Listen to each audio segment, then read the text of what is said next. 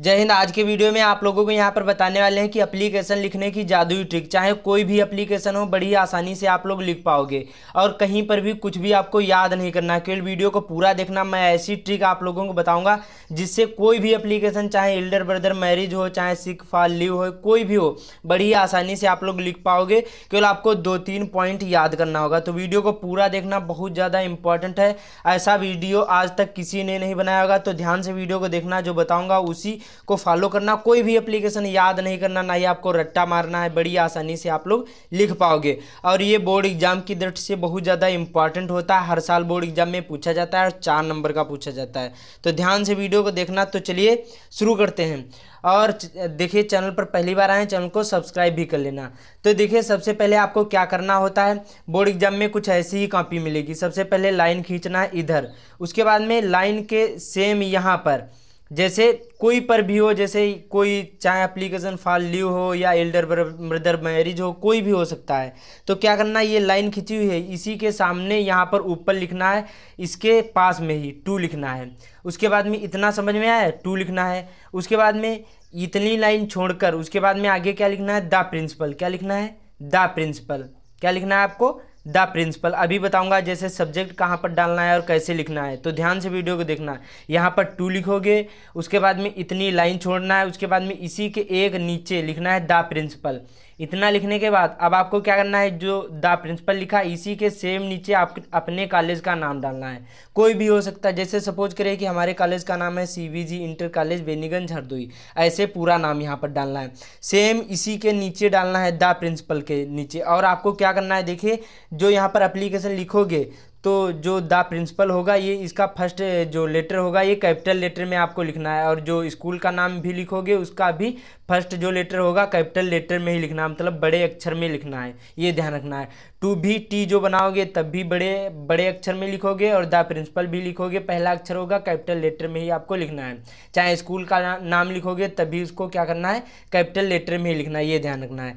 तो the principal के same नीचे आपको लिखना है, इधर नहीं लिखना है, यहाँ सेम नीचे लिखना है अपने स्कूल का नाम, जैसे CVG inter college Beniganj Hardoi. इतना समझ में आ गया।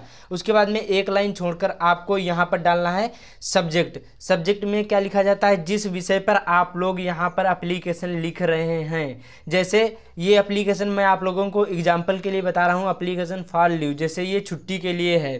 कोई भी हो सकता है, जैसे यहाँ पर एल्डर ब्रदर मैरिज भी हो सकता है, यहाँ पर एल्डर ब्रदर मैरिज पर भी हो सकता है। तो कोई भी हो सकता है, चाहे और कुछ भी, कोई भी हो सकता है। तो आपको यहाँ पर सब्जेक्ट डालना है और ये काले पेन से डालना है। ये आपको ध्यान रखना है। सबसे पहले सब्जेक्ट, उसके बाद में 2 यहाँ पर डॉट ऐसे करके जो भी हो सब्जेक्ट यहाँ पर आपको डाल देना है। ठीक है, इतना समझ में आया। तो जितना मैंने आप लोगों को बताया बड़ी आसानी से आप लोगों को समझ में आ गया होगा। उसके बाद में अब यहाँ से शुरू होता है। देखिए जो यहाँ पर टू लिखा था इसके सेम नीचे, और सब्जेक्ट जो लिखोगे सेम टू के सामने से ही आपको लिखना है, यहाँ से नहीं लिखना है। ये ध्यान रखना है। उसके बाद में इसके लाइन के एकदम पास से आपको यहाँ पर डालना है सबसे पहले रिस्पेक्टेड सर।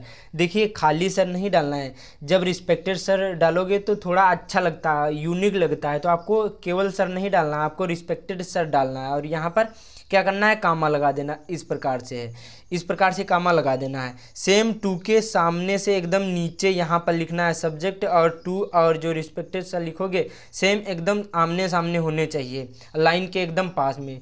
तो रिस्पेक्टेड सर या फिर रिस्पेक्टेड मैम की कुछ भी यहाँ पर आप लोग लिख सकते हैं। तो ये ध्यान रखना है।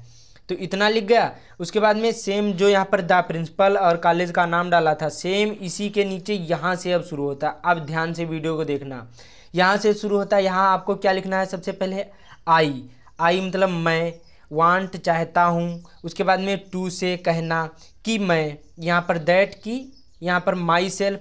क्या लिखना है आगे, I want to say that myself. उसके बाद में यहाँ पर जैसे जब बोर्ड एग्जाम में पेपर दोगे तो यहाँ पर आपको XYZ लिखना है। क्या लिखना है, ये XYZ। जब बोर्ड एग्जाम में पेपर देने जाओगे वहाँ पर एप्लीकेशन लिखोगे तब बोर्ड एग्जाम में पूछा जाता है, तो वहाँ पर आपको अपना नाम नहीं डालना, ये ध्यान रखना। बाकी जैसे स्कूल के लिए लिख रहे हैं तो यहाँ पर आप लोग अपना नाम डाल सकते हैं। तो क्या है, कैसे लिखना है, देखिए ध्यान से वीडियो को देखना, समझ में आ जाएगा। I want to say that myself, जैसे हमारा नाम यहाँ पर क्या है, है, रमाकांत है, तो RAMAKANT इतना लिखना है। जैसे बोर्ड एग्जाम में लिखोगे तो यहाँ पर XYZ कर देना, बस सिंपल सा है। तो कैसे लिखना, I want to say that myself, यहाँ पर आपको फिल कर देना है अपना नाम, और जैसे बोर्ड एग्जाम में लिख रहे हैं तो यहाँ पर XYZ कर देना। उसके बाद में आगे क्या लिखना है, फ्रॉम क्लास, यहाँ पर कितना, जैसे 10th में हो तो 10th, 12th में हो तो यहाँ पर आपको क्या कर देना है, 12th डाल देना है। तो बहुत सिंपल सा होता है, 10th में हो तो 10th, 12th में हो तो यहाँ पर 12th। तो I want to say that myself, यहाँ पर रमाकांत, उसके बाद में फ्रॉम क्लास 10th, उसके बाद में आगे यहाँ पर फुल स्टॉप कर देना। आगे क्या लिखना है, सर आई हैव बीन, अब यहाँ से शुरू होता है, ध्यान से वीडियो को देखना। जैसे बुखार के लिए, छुट्टी के लिए प्रार्थना पत्र लिख रहे हैं तो यहाँ पर आपको क्या लिखना है, आई हैव बीन, उसके बाद में क्या लिखना है यहाँ पर,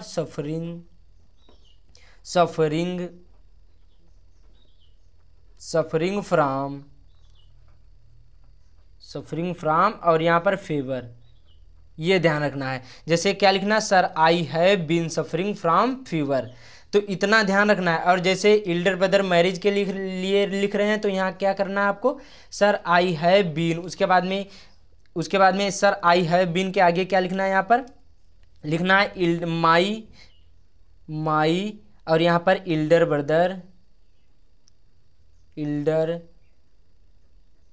ब्रदर मैरिज, ये आपको ध्यान रखना है, ठीक है। बस इतना ही आपको ऐड करना, कुछ भी कोई भी ज़रूरत नहीं, तो इतना आप लोग ऐड कर दोगे। यहाँ पर जैसे मैंने आप लोगों को बताया, जो यहाँ पर ये डॉट डॉट करे थे, यहाँ पर आपको केवल फिल कर देना है। चाहे बुखार के लिए हो तो सफरिंग फ्रॉम फीवर, और जैसे इल्डर ब्रदर मैरिज के लिए हो तो यहाँ पर, या फिर कजन सिस्टर मैरिज के लिए हो तो यहाँ पर आपको कजन सिस्टर मैरिज यहाँ पर फिल कर देना है, यहाँ से लगाकर और यहाँ तक। बाकी सेम ऐसे ही आपको इतना याद कर लेना है। तो sir I have been suffering from fever, जैसे मैं आप लोगों को यहाँ पर एप्लीकेशन फॉर लीव के लिए बता रहा हूँ तो यहाँ पर ये लिख देना। इतना समझ में आया। उसके बाद में और देखिए, एप्लीकेशन में कहीं पर भी काटा पीटी नहीं होना चाहिए। ये मैंने काट दिया, लेकिन आपको ये गलती नहीं करना है। वहाँ पर एप्लीकेशन में कहीं पर भी काटा पीटी नहीं करना है, नहीं तो गलत माना जाएगा एप्लीकेशन। तो इतना समझ में आया। उसके बाद में आगे कैसे लिखना है, इसी में फॉर द लास्ट 2 डेज, तो इसमें इसका मतलब क्या हो गया है, सर मुझे यहाँ पर मुझे पिछले 2 दिनों से बुखार आ रहा है, तो इतना लिखना है। और जैसे जब यहाँ पर इल्डर ब्रदर मैरिज लिखोगे तो यहाँ पर इतना ही लिखकर यहाँ पर फुल स्टॉप कर देना, तब आपको ये फॉर द लास्ट 2 डेज नहीं लिखना है, तब नहीं लिखना है, ये ध्यान रखना है। जब यहाँ पर छुट्टी के लिए प्रार्थना पत्र लिख रहे हैं तब आप लोग यहाँ पर बुखार के लिए लिख रहे हैं तब आप लोग यहाँ पर फॉर द लास्ट 2 डेज लिखेंगे। वरना आपको जब इल्डर ब्रदर मैरिज या कजन सिस्टर मैरिज पर लिख रहे होंगे तब आपको ये नहीं डालना है, फॉर द लास्ट 2 डेज यहाँ तक आपको नहीं लिखना है, ठीक है। इतना समझ में आया। उसके बाद में आगे इसी में लिखना, so I am unable to attend the class in school, कहने का मतलब यहाँ पर ये होगा, इसलिए मैं स्कूल में क्लास लेने में असमर्थ हूँ। तो बहुत सिंपल सा होगा। इतना समझ में आया, इतना आपको याद कर लेना और इसका स्क्रीनशॉट ले लीजिए, अच्छी तरीके से इसको याद कर लेना है। बहुत सिंपल सा, कोई भी एप्लीकेशन हो बड़ी आसानी से इसको लिख पाओगे। आगे कैसे लिखना है, जो मैंने आप लोगों को बताया था, द प्रिंसिपल और CBG इंटर कॉलेज, जैसे कॉलेज का नाम, उसके बाद में आई इसी के सामने लिखना है, यहाँ से शुरू करना है, यहाँ से नहीं शुरू करना है। उसके बाद में इतना हो जाने के बाद फुल स्टॉप कर देना है और यहाँ से फिर से लिखना है, देयरफॉर आई रिक्वेस्टेड टू, उसके बाद में you please kindly grant me leave for 4 days या 2 डेज, कोई भी हो सकता है, 2 दिन के लिए या 3 दिन के लिए, जितना भी पूछा जाए प्रश्न में। 2 दिन के लिए तो 2 दिन के लिए लिखना है। तो बस इसी प्रकार से लिखना है।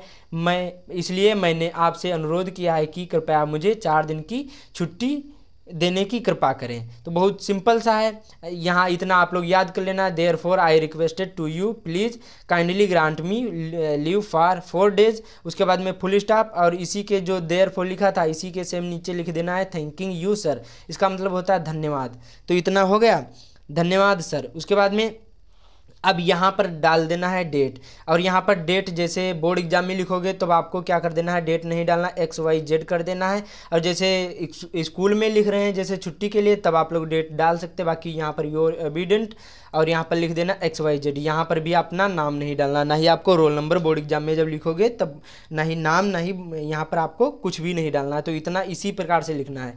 फिर से आप लोगों को समझा देता हूँ। सबसे पहले टू, उसके बाद में इतनी लाइन छोड़कर द प्रिंसिपल, फिर कॉलेज का नाम, उसके बाद में सब्जेक्ट जो भी हो, फिर रिस्पेक्टेड सर, फिर I want to say that myself, यहाँ पर अपना नाम डालना है। और जैसे बोर्ड एग्जाम में लिख रहे हैं तो XYZ from class 10th sir I have been.